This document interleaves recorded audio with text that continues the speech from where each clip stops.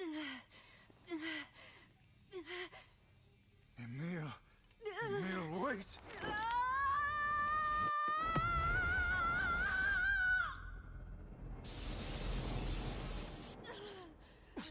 Emil! He's gone. His instincts have taken hold. The ultimate weapon is being deployed.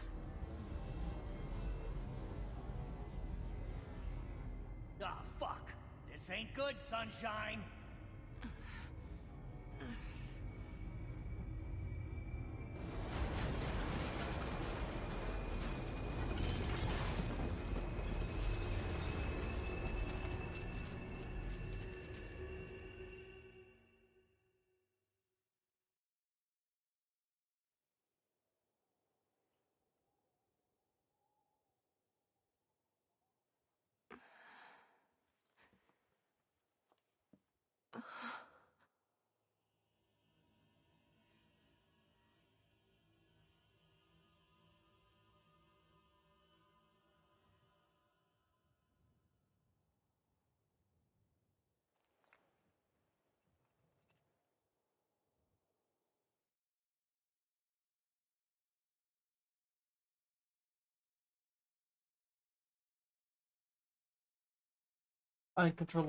Uncontrollable magic. I have to protect the people I love. That was my only thought as I unleashed the magic powerful enough to destroy not only the Shade, but everyone else as well. All of them. So many innocent lives. Destroy. Eviscerate. Crush. Oh!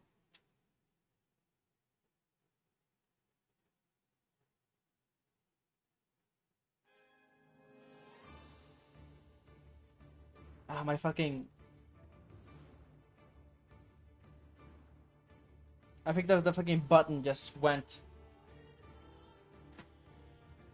A clack sound sounds from deep within the bowels of the laboratory. Thick metal shutters drop down, sealing off the room with a series of dull metal thuds. Abort the experiment. Number 6. Abort the experiment. Number 6 is out of control. Everyone get out of here now. Get the hell... The researcher's words were abruptly cut off as a massive hand materialized out of the gloom and lifts him high into the air. The researcher begins to scream. He screams and screams, the sound echoing off the walls of the laboratory, until a hand squeezes down, coating the room in a deep crimson blue. The rest of his colleagues stand in silence, mouths open, unable to process what they have just seen. Then a female scientist takes a step back and lets fly with a heartbreaking wail.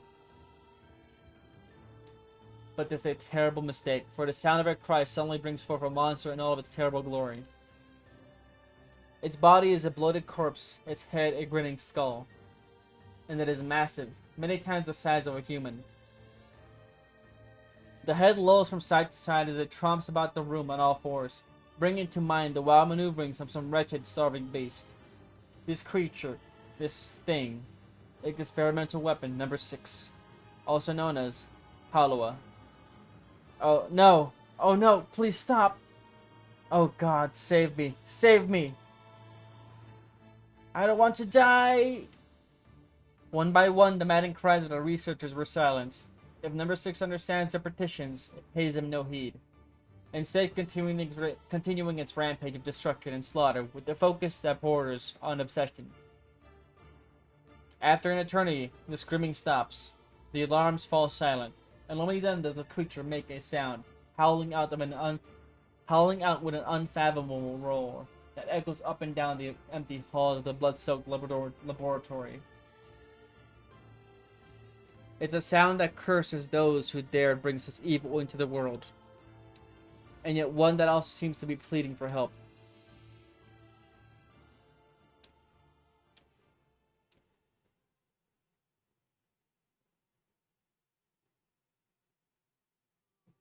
Two sets of footsteps echo in an otherwise silent corridor in the first level of the laboratory. One step belongs to a young boy, his eyes blindfolded and his hands restrained. The other belongs to a severe man in a long white coat. The man drags the boy along by means of a long chain attached to a set of shackles on his wrists. Rubble is scattered here and there across the floor of the corridor, making the journey an exceedingly difficult one for a boy who cannot see. Uh, excuse me. Could you please walk a bit slower, sir? I'm not used to being blindfolded and... Rather than stopping, the man only increases his pace, causing the boy to stumble in an attempt to keep up. This last humiliation proves too much, and the boy finds himself unable to arrest his fall. Without the ability to brace himself, he topples to the floor, smashing his head on a pile of debris and causing a trickle of blood to worm its way down his pale, frightened face. Agonized by the pain, the boy inadvertently opens his eyes, causing the falling drops of blood to emit a strange crackling sound, before transforming into tiny white rocks. "Close your damn eyes!" roars the man. Yes, sir," stammers the boy as he slams his lids shut. He hadn't realized the blindfold had slipped off during the fall. But now he keeps his eyes squeezed shut tight that sparkles appear against the black of his vision. The boy is Emil, also known as Number 7. He is a magical weapon whose eyes are capable of turning to stone anything that falls under their gaze. "Don't look at me," barks the man. "Never look at me." "I'm sorry, sir. I'm looking at the ground now, and if you just hand me the blind..." Instead of waiting for him to finish, the man extends one foot and presses Emil's face to the floor with a heavy black boot. "Sir, stop! You're hurting me!" "I told you to keep your eyes and your mouth shut, so do it!" The man knows his boy, this weapon, could wipe him out in a single glance, and yet subduing him in this way gives him a sense of relief. After making certain the boy is sufficiently cowed, the man leans down, retrieves the blindfold, and knots it tightly around the boy's quivering head. "Right then. On your feet. On your feet. Let's move." Emil staggers to his feet, trying to ignore the red liquid oozing down his face. The blood doesn't matter. The pain doesn't matter. All that matters is finishing the job they had set out for him to do. The second level of the laboratory is even in worse shape than the first. The environs are littered with rubble and rock, making the thought of a decent foothold laughable. When a man's eyes linger in a section of rubble stained a deep red, he has a sudden image of a warm, gooey, brownies slattered in a strawberry sauce. His stomach lurches at the thought, but when he attempts to avert his eyes, they land on the remains of a human being rendered into what could only be described as paste. The man blinks, his mind strangely blank before attempting to determine exactly how many humans had to be sacrificed to create the scattered piles of flesh around him. After a moment, his thoughts simply cease altogether, as if his mind realizes that trying to put such a thing into form is folly. "You can go the rest of the way on your own," says the man, in a voice much weaker than he wishes it to be. "I mean, what does it matter? You're not even human. You're a monster." With this, the man spins around and dashes back down the hall. A helpless Emil simply listens as the footsteps of his erstwhile captor fade into the distance. Emil finds himself alone in a room with the stench of death and blood. For a moment, he considers opening his eyes, but the thought of the horrors that await him quickly squashed his plan. Instead, he stands still and listens intently. Eventually, a far-off sound reaches his ears. That's the howl I heard before. Emil resumes walking, using the sound of a distant voice to guide him, almost as if it was calling him home. By the time Emil reaches the third level, he is moving on memory as much as the sound. His hands and face are covered in fresh wounds from numerous falls, but every time he thinks about giving up, his mind returns to his sister. We studied together. We ate cookies together. We cried together. We laughed together. And sometimes, I was the one who got yelled at. That's why I was never lonely. Only being together allowed me to stay strong. For Emil, his sister was all he had to live for. So holding that feeling close to his chest, he presses on, one slow step after the other. Finally, Emil finds himself drawing close to a certain experimental chamber in the deepest part of the laboratory. The howl is very close now, and as he touches the switch that controls the door, he thinks about his mission. Number 6 is the ultimate weapon. She is his sister, and he must turn her to stone. The door slowly opens, revealing the massive interior of the experimentation chamber. After a few steps, Emil removes his blindfold and slowly opens his eyes. His sister looks before him, but she looks nothing like the girl he once knew. Instead, he sees a savage beast crawling on all fours through the shredded remains of researchers. As the thing that had been his sister stops and tilts its head in Emil's direction, he focuses his gaze on it. A series of soft, crunching sounds emerge from the creature as his magic does terrible work. First the fingers, then the hands, arms, legs, head. What little color the beast once possessed fades to a dull, ashen gray, and yet, somehow, it summons what strength remains to pull itself towards Emil, one slow, lumbering effort at a time. Wailing, the massive monstrosity closes in. Is she worried about me? Or is she coming to kill me? Emil feels prepared to accept either outcome. After all, this was his older sister, the person he loved more than anyone else in the world.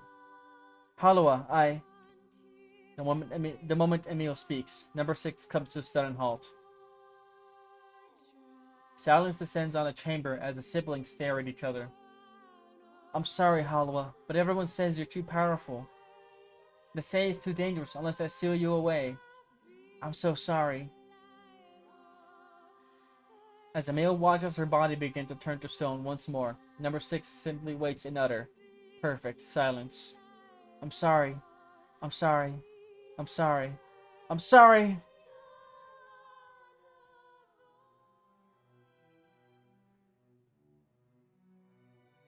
I was not expecting more reading.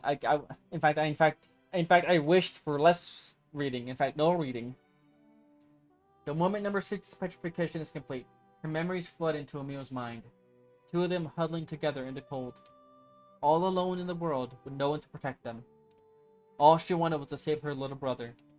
And yet, it was the little brother who, in a sense, saved her. The moment the petrification is complete, Emil sinks to his knees. A frozen sister and a little brother racked with sin. Alone in this cold cage, the two of them weep in a single, silent voice.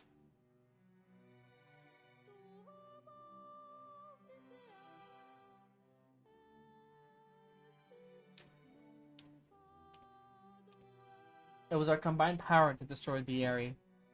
Whole existences, entire lives, even their memories. We took it all.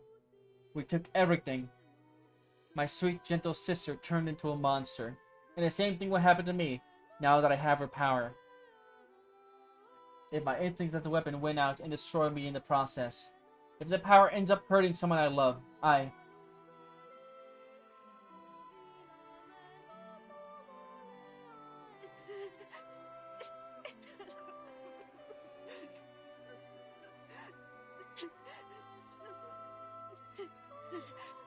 What have I done? I killed innocent people. I killed them all. But you saved us. If it wasn't for you, we'd all be dead. We owe you.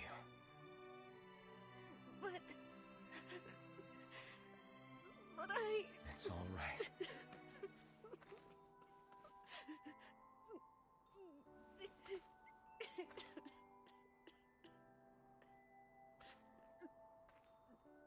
Really? Don't look back.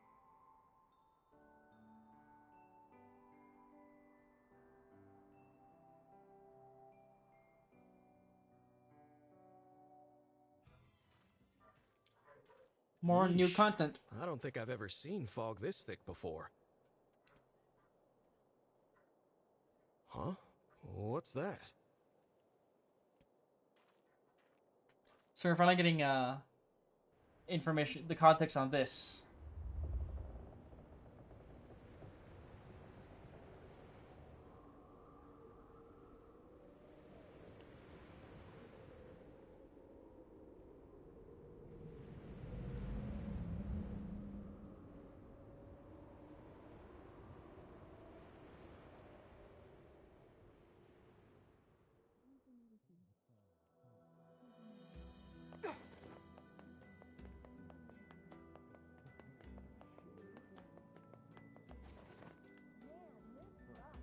Oh god, it's over.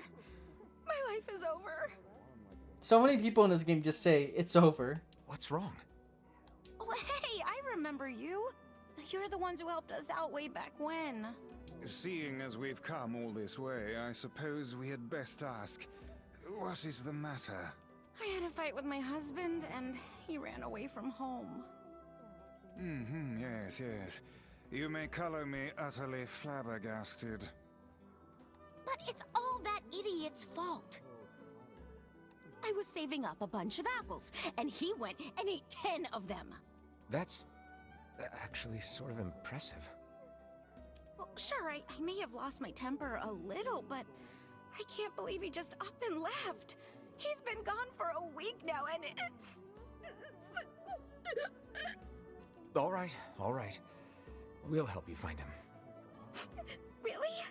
Oh, thank you so much.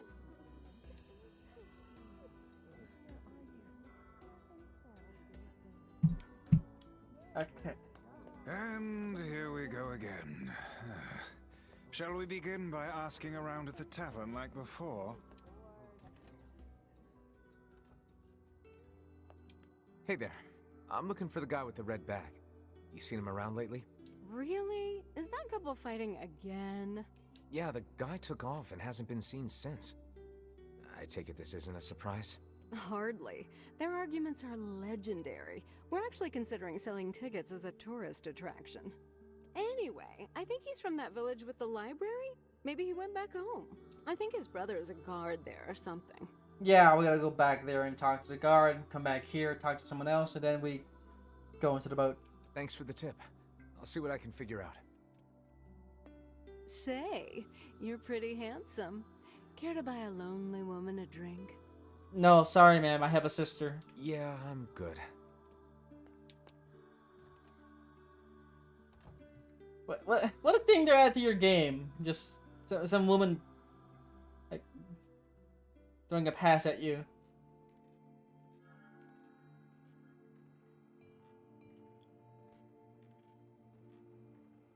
Hard to believe a ship of this size managed to run aground.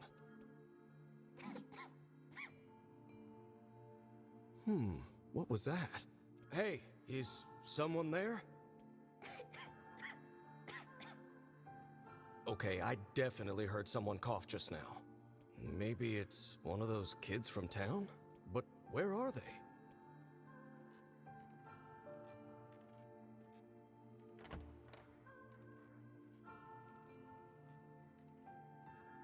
There you are.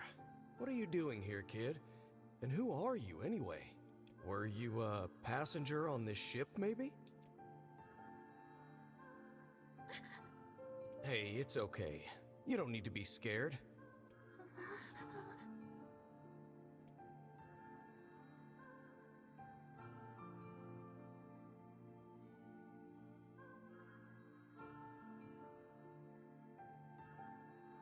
Oh, that one is new. She's never referenced the King of Facade before. That couple's petty squabbles have become something of an attraction for the locals. Doesn't surprise me in the least. Seeing people like that puts a little spring in your step, you know? You humans truly are a maddening bunch. Such buffoonery does little more than wear this old tome out.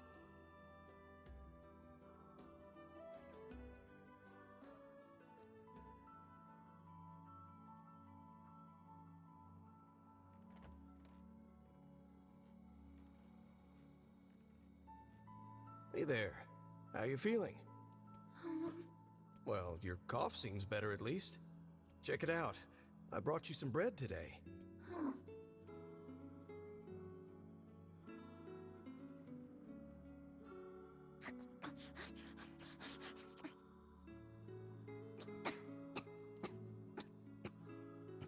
Oh, easy there. Jeez, you must have been starving. Well, look, no one's gonna take this from you, so just take it easy so you don't choke on it, okay? So, what were you doing on this boat, kid? Actually, scratch that. First things first. I can't just keep calling you kid. You got a name?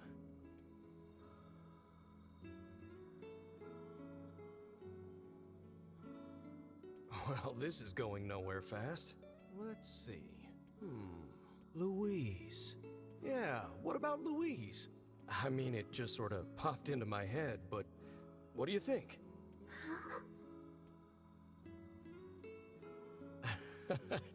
Guess you're okay with it.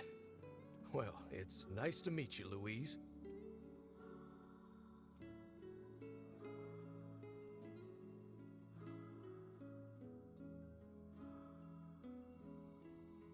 Since I've only been playing this game in short chunks, a couple Searched the details southern I kind of plains just back when forget. your wife ran off too, right?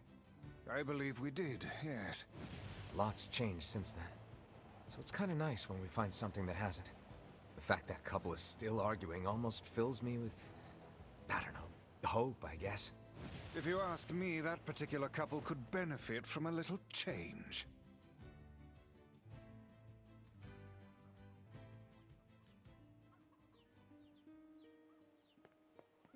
Oh, hey, it's you. What's up? You're related to the ferryman who carries a red bag around, right? Yeah, he's my little brother. Haven't seen him in a while, though. A shame. Have you any idea where he may have absconded to? Not a clue. Like I said, I haven't seen him. Oh, that's unfortunate. Oh, but the last time I did see him, he said something about using his ferry to deliver letters. Maybe you should try talking to someone at the post office. I guess we could ask the postman over in Seafront. Just once, I would enjoy receiving a quest that can be solved in the general vicinity of the Asker.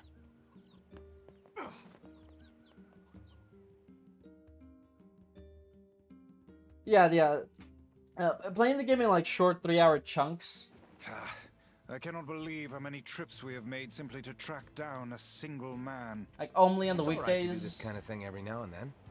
I only pray this is not the calm before some manner of storm. Yeah. Say there, lad, have you ever penned a missive? You mean a letter? No. I'm not big on writing. It always takes me forever to figure out what I want to say. What's to figure out? One simply takes quill in hand and unleashes their soul upon the canvas of the page. Man, now that the character's not gonna be interrupting me anymore, playing the game in small 3-hour chunks only the weekdays has made me like just forget about some story details, like this entire Hey there, boat Louise. section. I thought we were just gonna go to Facade immediately after, but no, I forgot about this, and we're gonna be learning the context of this. Say, where'd you get that red bag? So she's already killed the ferryman. Found it on the ship, did you? You kids are so darn curious about everything. Anywho, it's good to see you. Afraid I don't have any bread today, but I did bring you something. Here, it's a ribbon. Let me tie it in your hair for you.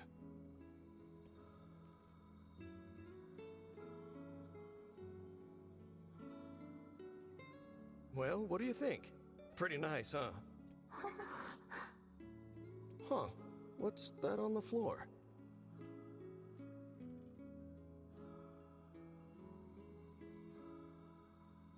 Oh, it's a mirror. Well, that's a stroke of luck. Let's go ahead and check out your new look. If you go over there where it's brighter, you'll be able to see yourself more clearly.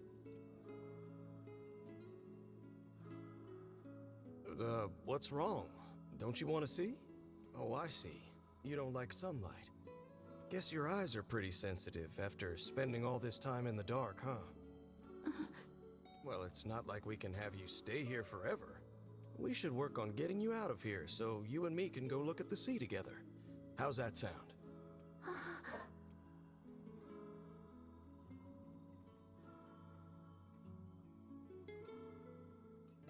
Yeah, I can understand why she was protecting him during the boss fight.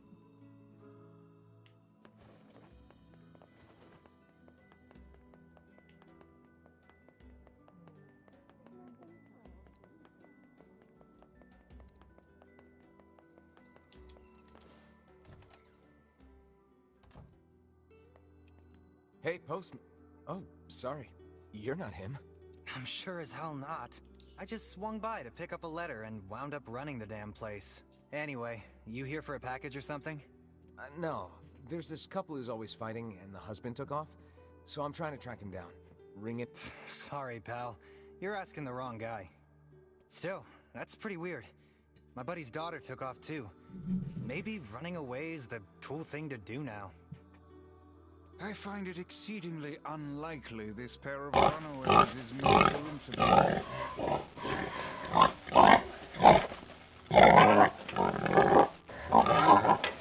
Hello, Imposter. Thank you for Imposter the 1 bit. 1i3 just cheered 1 bit. Yeah, thank you for the 1 bit. Welcome in, Imposter. Any idea where she might have went? That is the question, isn't it? Actually, you know what? I bet she went to check out the huge shipwreck that drifted into the inlet the other day. Not often something like that comes around. It's all the kids have been talking about.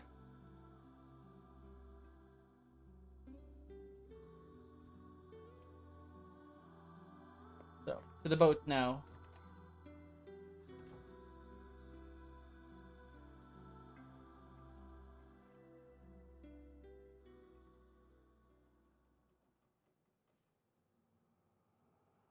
Hey, Louise.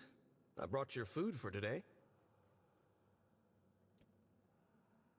Oh, there's What's more wrong? color this time. Aren't you hungry? Oh, does that mean that this is current and not a flashback?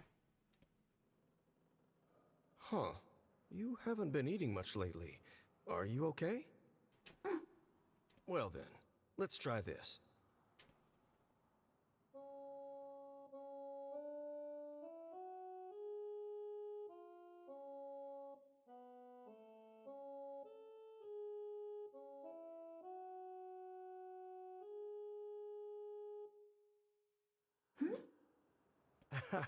Yeah, sorry about that. It's called a song. Humming a jaunty tune is the best thing for putting a spring in your step. Songs are like a little bit of wisdom that makes the tough times easier. I love them personally. I mean, not that I'm any good at singing.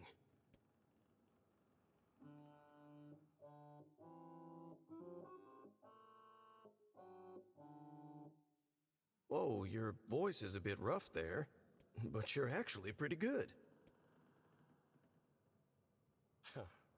You know, I knew someone who lived in the town lighthouse before she died. Ah, the old woman. She used to hum this same song a lot. I heard it every time I stopped by to deliver something, and I guess it just kinda stuck. Of course, that was quite a while ago.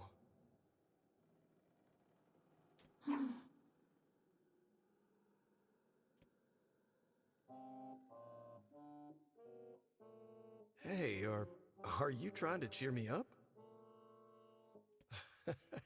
You are a kind soul, Louise.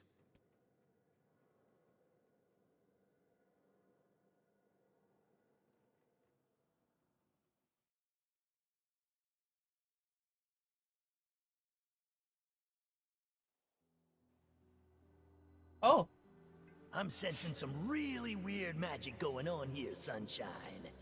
You feeling it too? Yeah. Is it a shade? Are you actually trying to think something through rather than just jumping in and killing? What's wrong, Kaine? Nothing. It's just... I'm sensing a presence from seafront. Something like a shade. A shade in the town? That's not good. yeah, we get just a little cutscene, giving you a little bit more context to why they do what they do. A shipwreck, is it? I suppose we might as well investigate, seeing as how we lack any other tenable leads. Right. Let's head for the inlet. Kaine. Emil.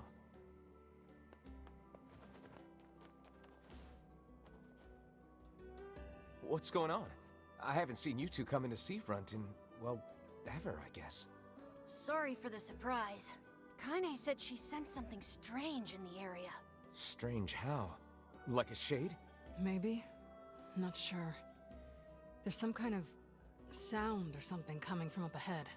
What an incredibly specific piece of information the hussy has graced us with. What is it, Kaine? Nothing. Let's get moving.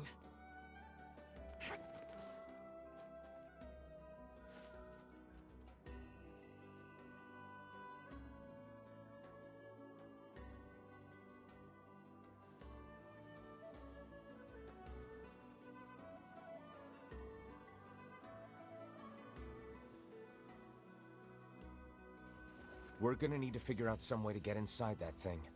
This ship is in a state of wanton decay. Surely we can find a hole or some such if we put our minds to it. These planks seem to be covering a rather large hole. We can probably get in if we move them out of the way. I'm worried about whatever it is Kaine is sensing. We should make sure we're really prepared before going inside. Yeah, we're ready. It's fine.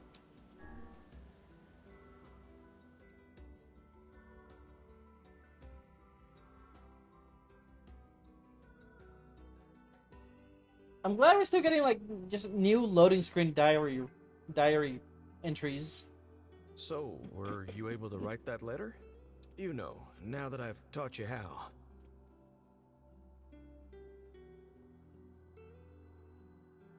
Not yet, huh? Well, there's certainly no reason to rush. You know, it makes me happy that you've taken such a shine to me. First time we met, I didn't have the foggiest idea what was going on in that head of yours. So, hey, I've been thinking. How about you come live with me? It might be kind of nice to have a daughter around.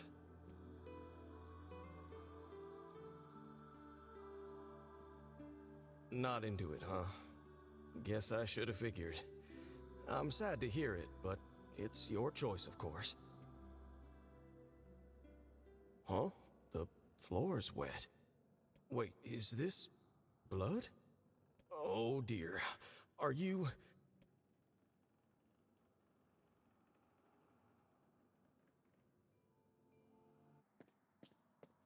Oh dear. Look at the bodies. They are all people from town. And, I fear, the missing ferryman. Oh no. This can't be real. Why? Why did everyone have to... God damn it! Pull yourself together, lad. Remember the presence Kaine sensed? The culprit who murdered these poor folk likely awaits us further within. I won't let them get away with this. That's enough, lad. Avert your eyes. Yeah, and presumably she killed him pretty early on.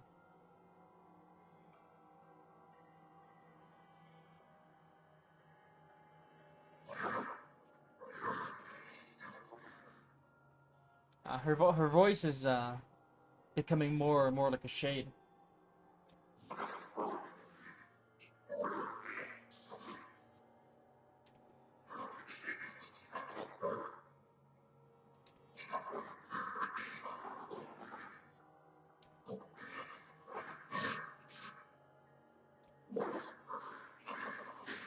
I want to maintain a human form.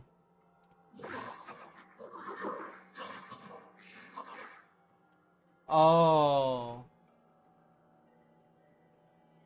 I want to look at the sun with my own eyes. Oh, that explains that one thing at the end of the boss fight.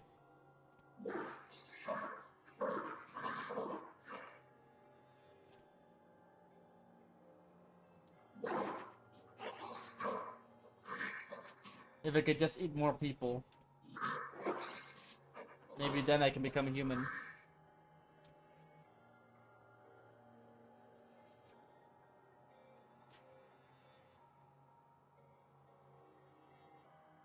Hey there, you two. Hey, I didn't know you guys came back inside. Did we ever? Found a nice hole in the wall to slide through. But then we heard a bunch of noise coming from that super dark floor downstairs. You sure had us worried. Yeah, sorry about that. You feeling better, Kaine? A little, yeah. Sorry for the trouble. Good. That's That's good. Jeez, you seem really down in the dumps. Did something happen? Tell me, Kaine, that presence you sensed. It's on the floor above us. I feared as much. It seems we've little choice but to press onward.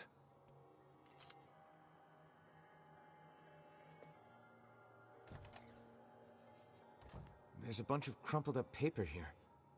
Letters, maybe? They all seem to have the same words written upon them, but the penmanship is so poor I cannot make heads nor tails of it.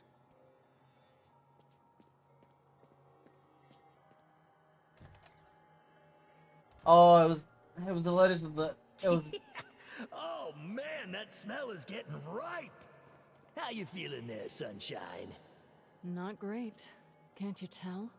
Those are the letters that the girl wrote. Tried to write.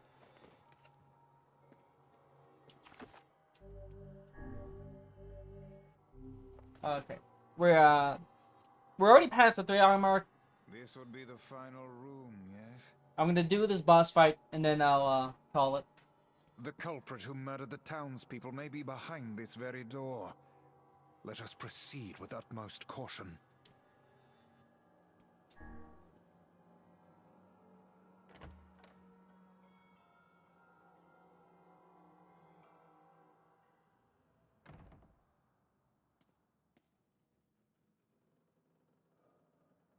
It's that girl we saw when we first entered the ship.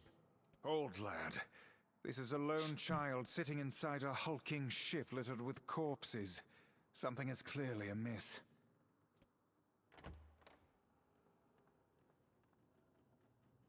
There. Oh man, this shade is nuts. I think I'm in love.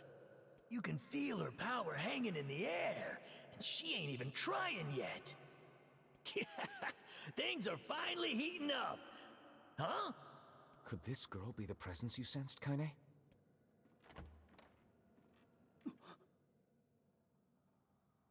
Oh, hey, it's you. Been a while. Wait, you're the postman. What are you doing here? Oh, I've been coming here a lot lately. I think this girl was on the ship when it drifted in. I've been keeping an eye on her until she's well enough to leave. Hey, so this is kind of awkward, but... the girl is, you know, bleeding? I brought a bunch of bandages with me, but, Yeah, he just thought, oh, it's her menstrual cycle thing. I'm gonna run out and get some stuff for that. And she just misunderstood, thinking he ran away scared. well, how exactly does one deal with a woman's time of the month? He was just entirely just concerned for her. Sorry. Clearly crossed a line there. Forget I said anything. He was just innocently concerned Stay for the her. hell away from her. She isn't.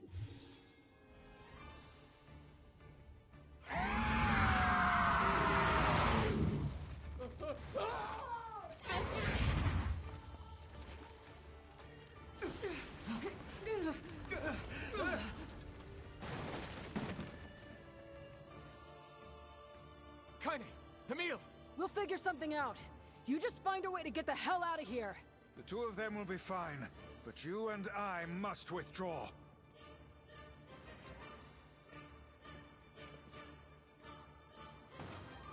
The ship is collapsing. We must leave at once. Very much aware of that, thanks. Let's go! Shades! Damn it, they're in the way!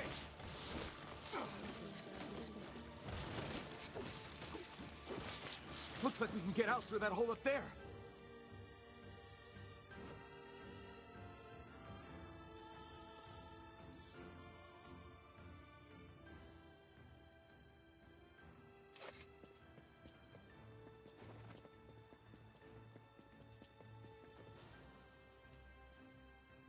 Glad you two made it out in one piece.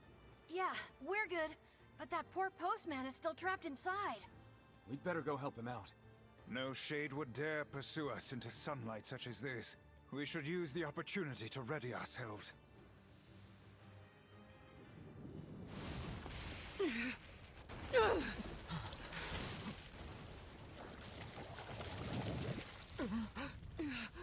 What on earth?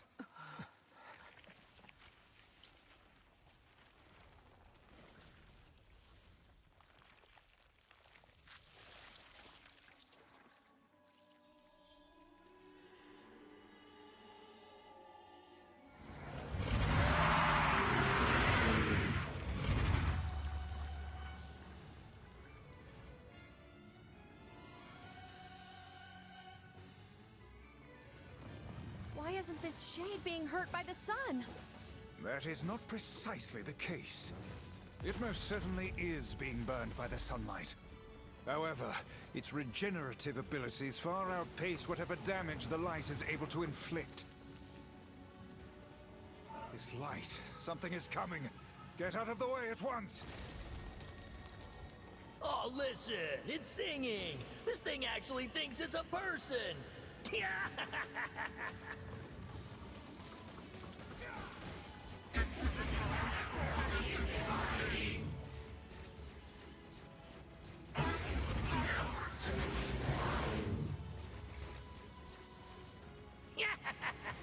I don't know where the singing lessons came from, but I do know it's sure as hell trying to eat us.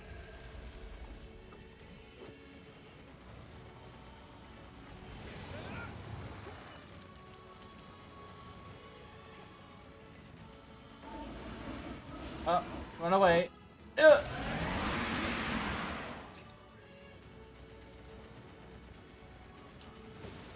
Aim for the tentacles with faces on them! Don't stop now. Focus on the next one.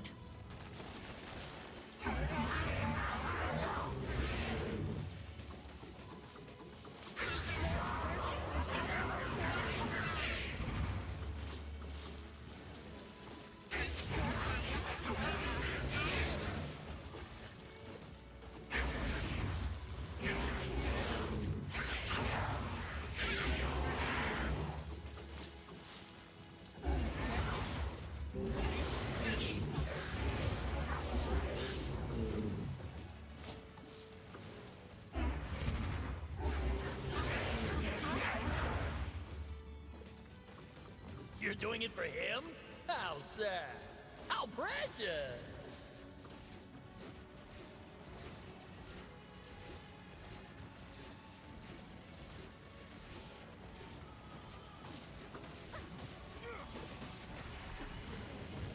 Here we Now's go. our chance. Attack with all that you have.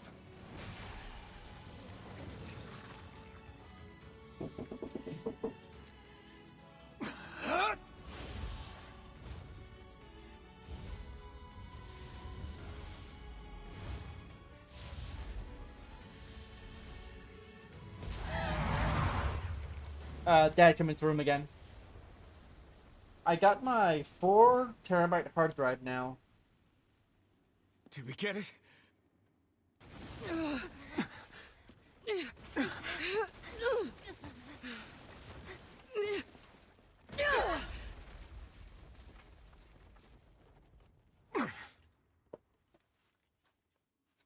hell, that thing's huge.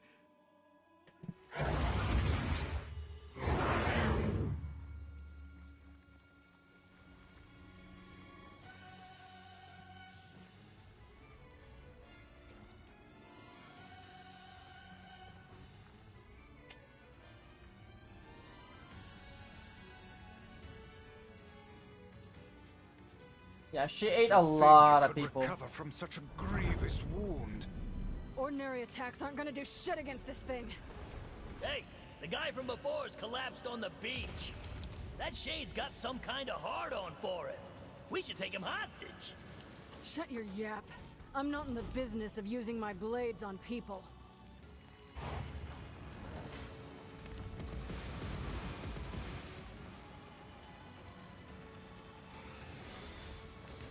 Is this thing turning its body into spears and shooting them at us?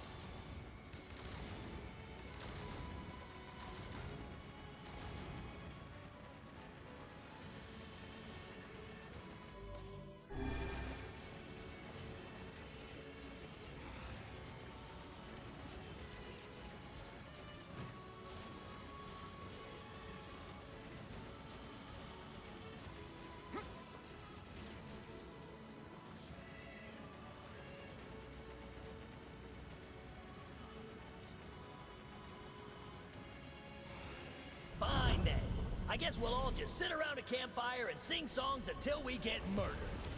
God damn it!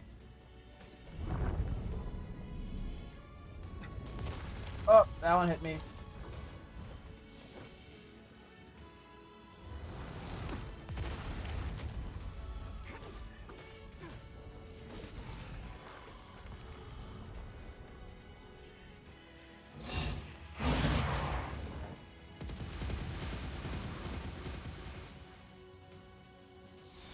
The number of spears flying our way is increasing.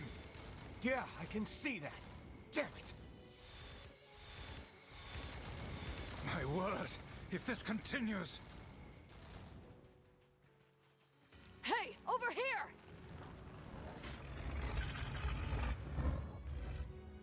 Oh, she's actually using him as a hostage. Isn't he?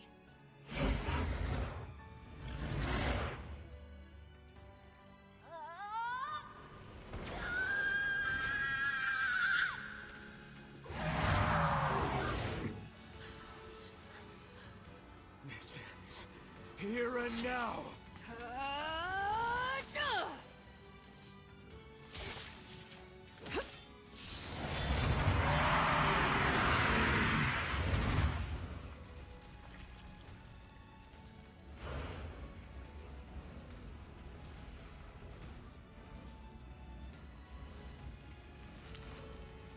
Son of a... Is this thing immortal?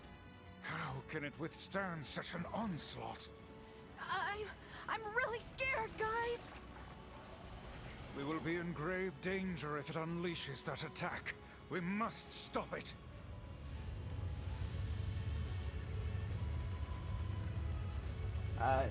Keep pumping gas.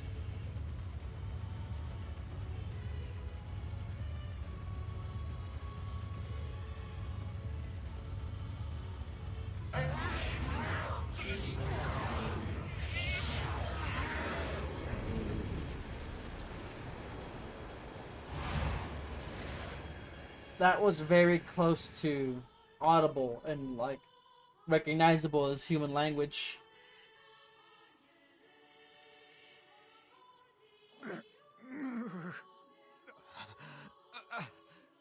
I think we're in trouble.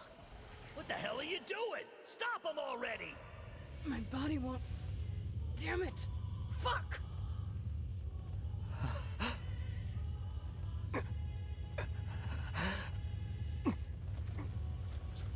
Stop! No!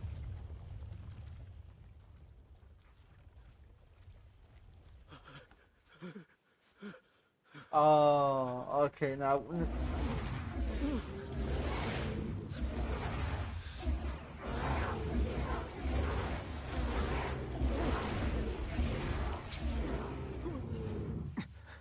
What are you doing? You're gonna get yourself killed!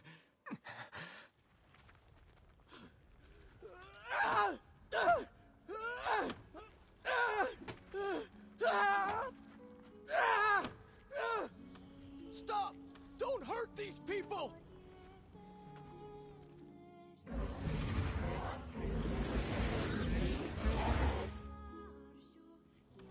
So you've been lying to me this whole time?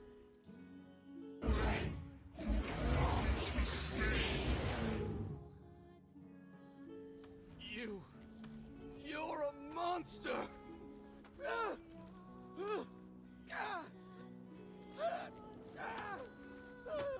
It stopped? Focus on the source of its magic. Aim for the head.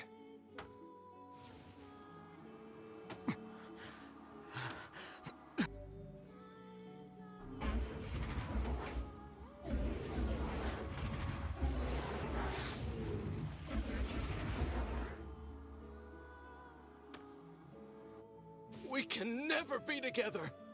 You disgust me! Oh, dude.